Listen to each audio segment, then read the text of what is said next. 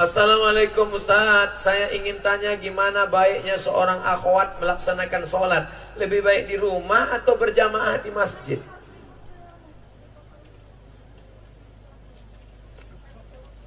Perempuan yang sholat di dalam pekarangan lebih baik dalam rumah, lebih baik dalam kamar, lebih baik dalam tempat yang sempit. Dalam pekarangan, lebih baik dalam rumah, lebih baik dalam kamar, lebih baik dalam tempat yang sempit. Tapi jangan lupa ada hadis lain. Apa kata Nabi ketika meluruskan shaf? Sawus sufuf, luruskan shaf. Sebaik-baik shaf laki-laki di depan, sebaik-baik shaf perempuan di belakang. Kira-kira Nabi ngomong gitu, ada nggak perempuan di masjid waktu itu? Sebaik-baik shaf laki-laki depan, sebaik-baik shaf perempuan di belakang. Ketika itu perempuannya ada apa nggak ada? Ada. Kalau nggak ada, pasti kata Nabi, sebaik-baik shaf laki-laki depan, yang perempuan pergi pulang. 2. Pergi bapak ibu ke Madinah nanti, haji dan umroh, melalui apa? Travel Thaibah. Sampai di sana, masuk ke Taman Raudhah, menghadap ke kiblat, tengok di sebelah kiri. Babun Nisa, pintu perempuan. Pintu perempuan itu bukan sekarang. Zaman Umar bin Khattab, kalau ada laki-laki masuk dari pintu perempuan dicambuk pakai rotan. Itu menunjukkan kira-kira ada nggak perempuannya waktu itu? Ada. Apa ada ditulis di situ? Babun Nisa, dalam kurung jin saja. Artinya perempuan ada sholat di masjid, tapi syarat dan ketentuan berlaku ketat. Perempuan ke masjid itu syaratnya ketat. Jangan sampai menimbulkan fitnah. Ini sholat maghrib ke masjid, datang jam 6 pakai celana sempit. Mukenanya di tengah, rambutnya gerabang dari rumah. Hair dryer nggak ada, ngeringkan rambut sekali. Sampai ke masjid, pakai celana sempit. Yang mau ke masjid orang tua ngelengok itu masuk parit ya. Sampai ke masjid zikir.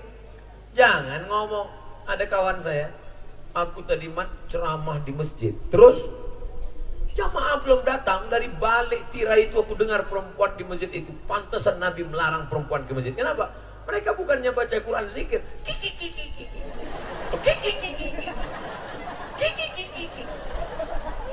hampir kurukyah lagi gitu.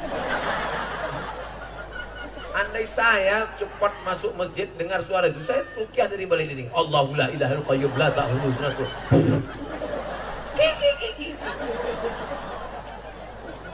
Sebelum masuk masjidnya pakaiannya mesti menutup.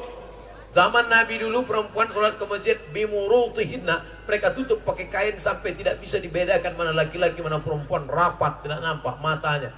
Lalu kemudian sampai dalam masjid jangan ketawa cekikikan, zikir baca Quran. Kadang di sebagian masjid malah yang berkuasa perempuan. Nggak berani iqamat sebelum ada ibu-ibu merintah dari belakang. Qomat! Kan luar biasa itu. Ini muazin takut qomat. Soalnya kalau dia ngelawan nanti nggak dapat kiriman kola.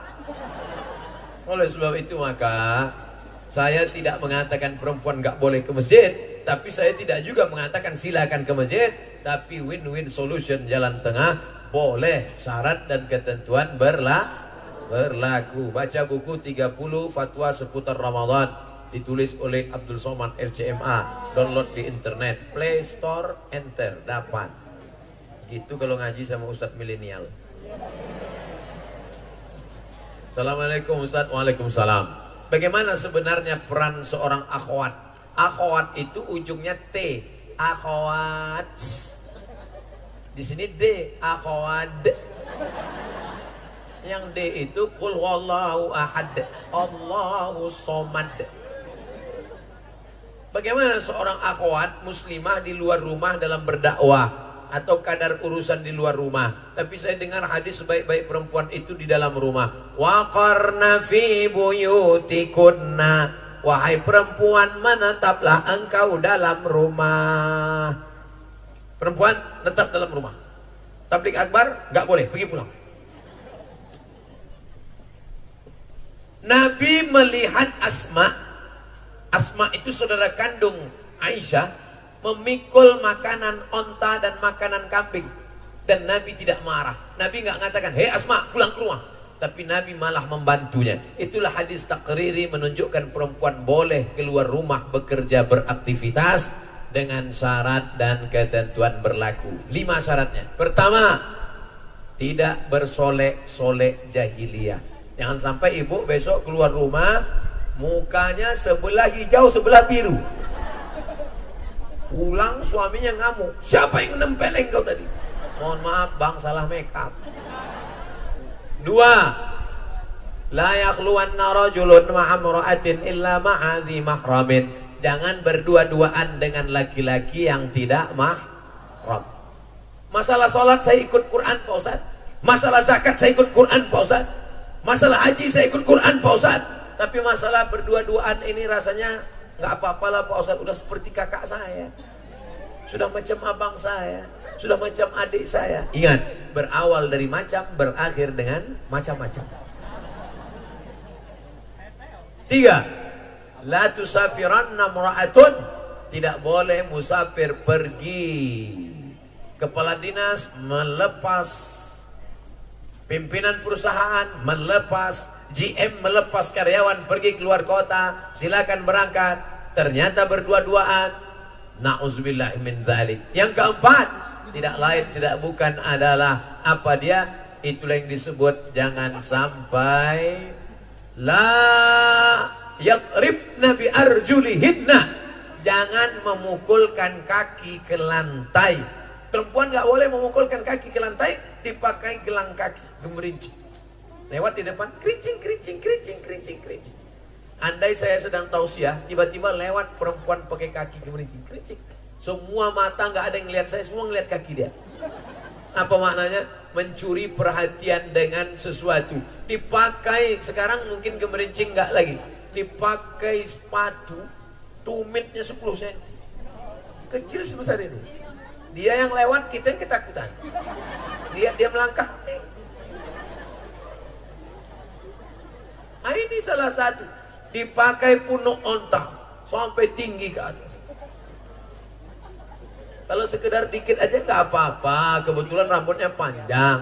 Lalu dia ikat dengan karet. Karet habis beli gula kan ada karetnya. Lalu dia ikat. Dia nggak apa-apa. Karena kalau pakai jilbab rambut nggak diikat, nanti pas buka ke depan disangka suami sundel bolong. Diikat dikit nggak apa-apa. Tapi kalau sampai dia angkat tinggi ke atas sehingga menjadi pusat perhatian seperti punuk onta, nah itu tidak boleh. Yang kelima, la takhda'na bil qaul. Kerja aktivitas wanita karir di luar rumah bersuara mendayu-dayu, mendesah-desah, tidak boleh. Sekantor, gimana hasil laporan tadi? Sebentar ya Pak. Apa ini?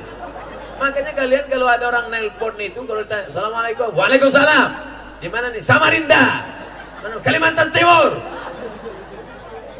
Samarinda.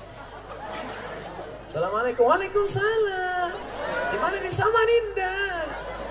Itulah terjadi semua kekacauan. Berapa banyak perselingkuhan terjadi gara-gara apa? Gara-gara salah sambung.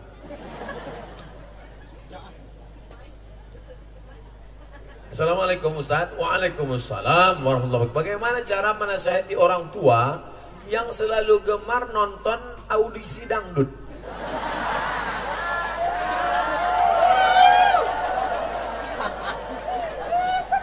Yang saya ceramahi anak muda, saya pikir orang tua sudah selesai. Ternyata anak mudanya ngaji, orang tuanya nonton audisi dangdut. Malah berdoa supaya itu yang lulus. Ya Allah, tolong banyakkan SMS untuk yang ini.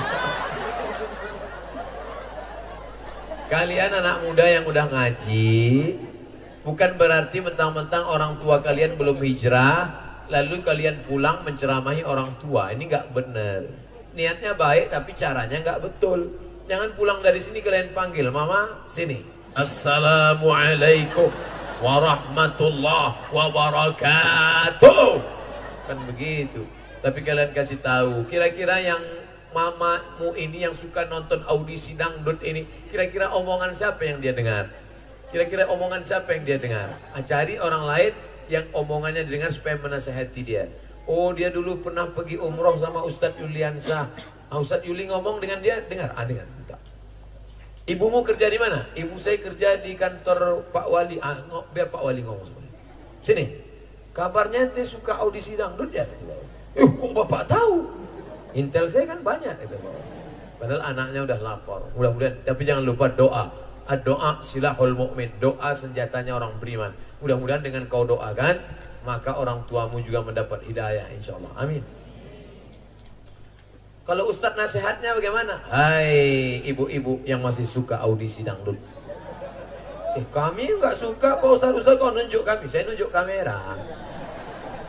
Hai ibu-ibu dimanapun berada, baik di Samarinda maupun di ujung dunia, kalian yang masih suka nonton audisi dangdut, ingatlah bu, kau akan mati menghadap Allah dan kau tidak akan dikirim oleh lagu Kiong Racun Kucing Garong Kabin Kaji Kabigam Kuc Kuc Sutahe. Telingamu akan ditanya, seandainya malaikat maut mencabut nyawamu, ketika itu telingamu sedang mendengarkan suara Ustadz Sahrani, maka saat itu bangga. Apa kata Allah kepada malaikat? Malaikat, putarkan rekaman terakhir saat dia mati. Apa bunyi suara di telinganya? Siap, kata malaikat. Diputar suara telinganya. Bismillahirrahmanirrahim. Ar-Rahman. Masukkan dia ke surga. Masuk. Yang satu lagi mati. Putarkan apa suara terakhir di telinganya?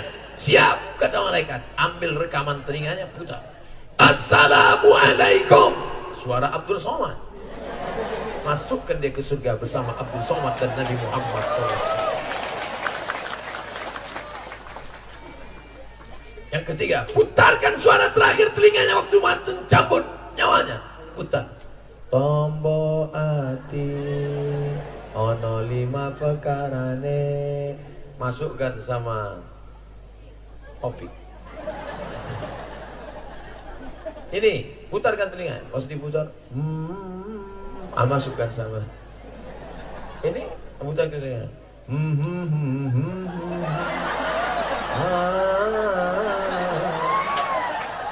Masukkan sama Amitabh Bachchan, Sanjay Dutt, Kuch Kutahi, Kabika Chika Bigam.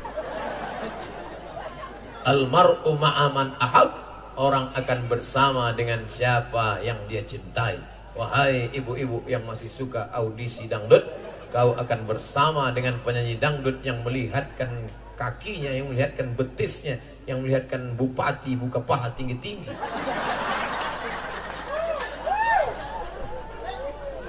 Jangan-jangan Ustaz ini nonton juga? Enggak.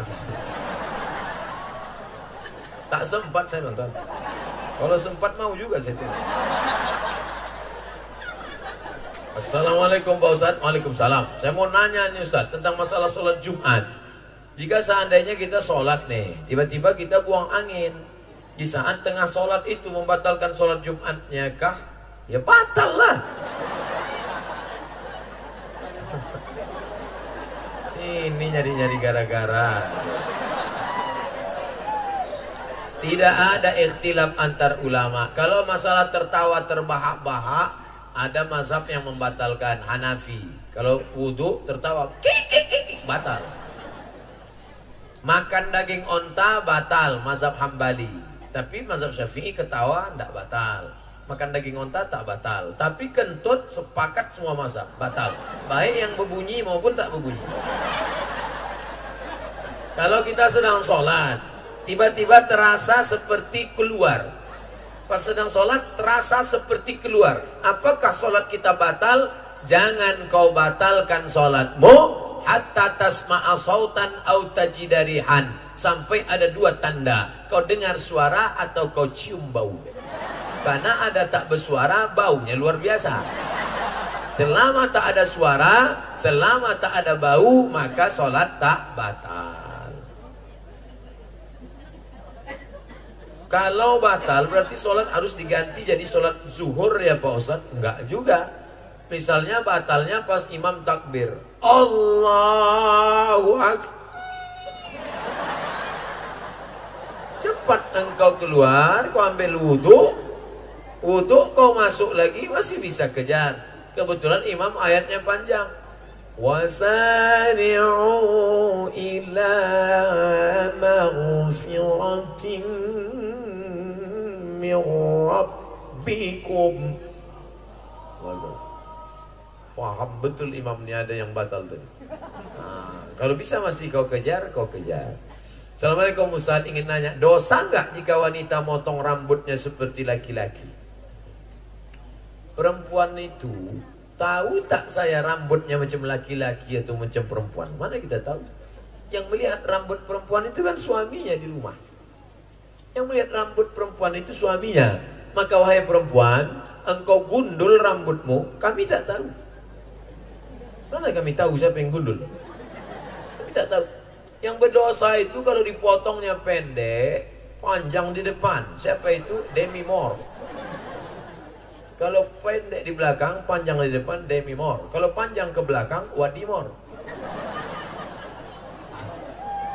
Kalau dipotongnya rambutnya, lalu diperlihatkannya kepada yang tidak mahram, itu baru dosa. Perempuan, kalau kau panjangkan rambutmu bagus.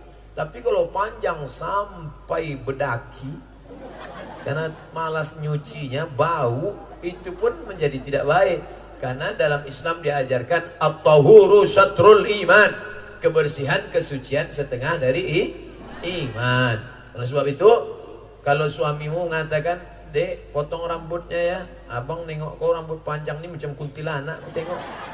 Dipotongnya pendek, nggak apa-apa, karena yang melihat suaminya. Tapi kau potong untuk suami orang, banyak perempuan sekarang bersolek bukan untuk suaminya, tapi untuk suami tetangganya.